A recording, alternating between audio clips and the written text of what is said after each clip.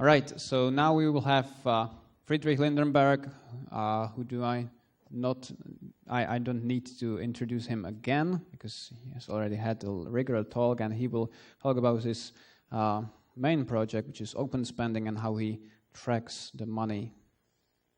Okay, fantastic. So this one is actually going to be the context for the presentation before.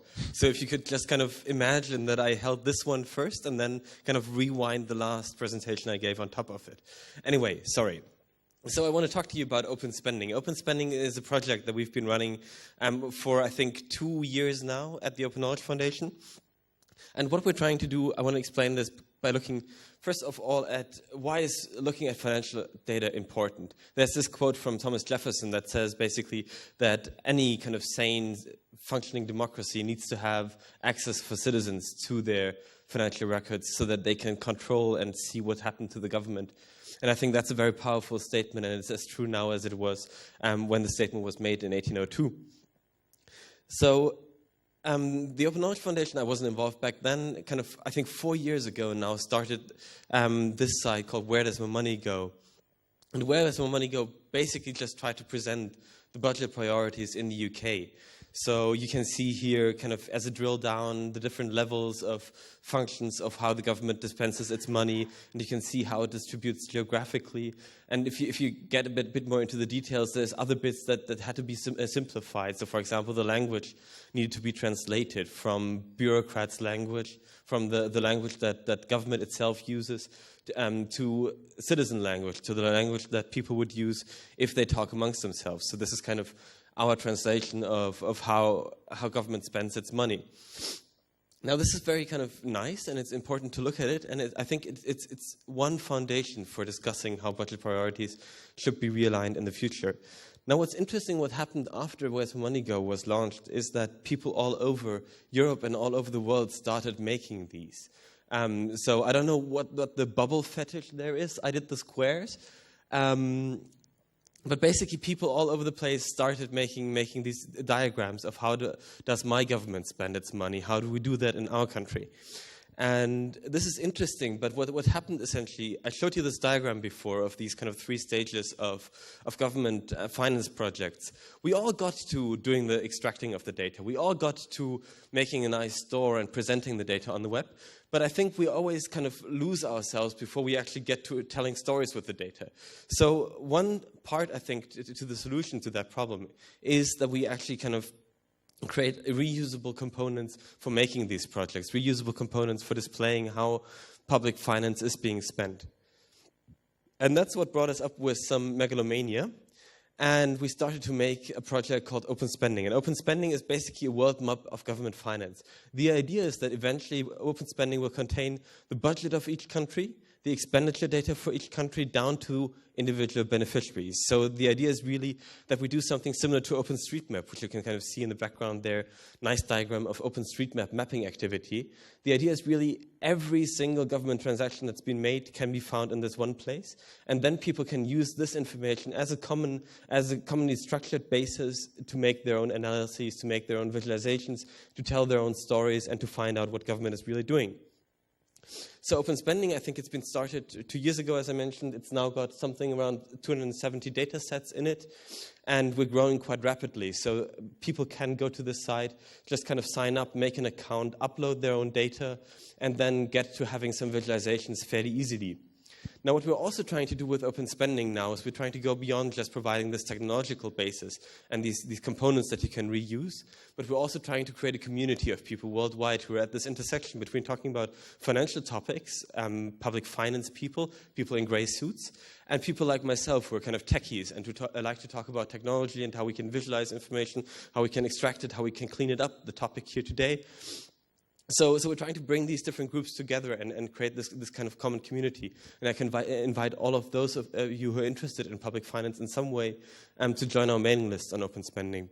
And the other thing we're trying to provide is resources. So for people who are not technical, of course, it's hard to see if I've got an Excel file, if I've got a CSV spreadsheet of, I don't know, my city's expenditure. What do I actually do with it? How do I analyze it? What kind of tools will help me do that? OpenSpending is a nice tool, but it's not going to solve every analysis problem you're going to have. And so we're trying to kind of create this set of resources for training as well that help people to really dig into this and understand how they can use data, and help people like myself who don't know much about public finance but know something about how to deal with data, learn a bit about public finance and how that works. So what comes out of that is basically we've got this tool chain. This is another application we did called The Daily Bread, and the idea here is basically it breaks down based on your personal income, what is your tax rate, including indirect and direct taxes, and then from that, how much do you spend on different functions of government? How much do you spend per day on social security in your country, on defense?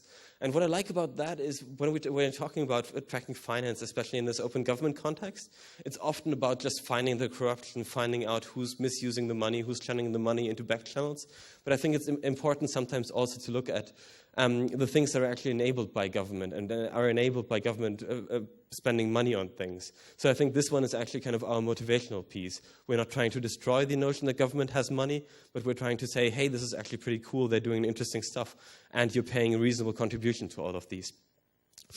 And now we've basically gone global, as I mentioned before, and what's interesting is you get new challenges, right? This is something we did in Uganda. We kind of tried to piece together the budget they had. It was distributed over 7 different data sets. And the idea is how much of the money that is being spent in Uganda by basically quasi-government bodies is actually being spent by the government of Uganda. I think in this graphic it's the light blue part of the rings. How much of it is being spent as direct project funding, and how much of it is budget support that's being paid by foreign countries coming into the country, and is basically then being distributed by the government. And what's interesting about this is this turned out to be much, much larger than the government of Uganda even knew about. So the main beneficiary of this project has not been some citizen, but it's been the government of Uganda actually coming to some good information about where the money goes in their country, what kind of projects are being financed, what kind of efforts are already underway, and which ones are still missing. Another thing we've been doing very similar is in Cameroon, where we've basically been trying to map out all the different municipal, state investment budgets so people can see what things are being built at the moment. And what we're trying to do there is this is not a government with a great transparency record, to be honest. And we're trying to basically convince them that they should start sharing more information simply by saying this is how we know at the moment that you're doing this. And I think the next step, and this is not something that we've done, this is something that's been coming out of Code for America, but I think that we need to look at these kinds of tools more and more, is something, it's called C-Penny Fix. And what they're doing is they're tracking this down to a very local level, right? So what we're always doing is we're kind of showing up these big priorities, 15 billion here, 20 billion there, and you get 50 billion as well.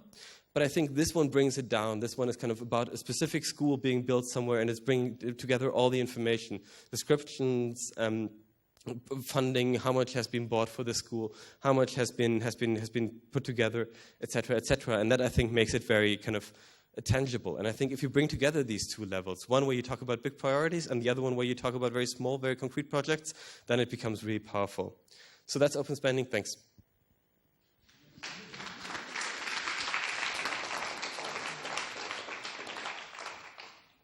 Thank you for a very information-packed talk. It was a really lightning talk in the sense of the word. I would like to invite Henry to prepare his laptop and stuff. Yeah, I would ask one question before that from you. You showed the green map of all the countries. And what did the gradient show? Did you have like a different level of data from different governments, or what? You had the world map of the OpenSpending. You mean the world map? Yeah, the world map is not a great piece of information visualization, to be honest. What we're showing there is just the number of data sets that we have from a specific country. And that can be a full and usable budget, but it can also be something where someone just spent an afternoon and uploaded some data and it didn't actually work out the way they wanted to. I think we're trying to create this open space that's slightly messy, like Wikipedia used to be a couple of years ago, and OpenStreetMap still is. And have you considered connecting it up with open corporates that was discussed before? Yes, actually, if you look at most of the expenditure data we have in there, so there's two kinds of data. One is kind of budget priorities, and the other one is expenditure data. Most of the expenditure we have in there is actually linked to open corporates, so we kind of cross-check. Very good, thanks.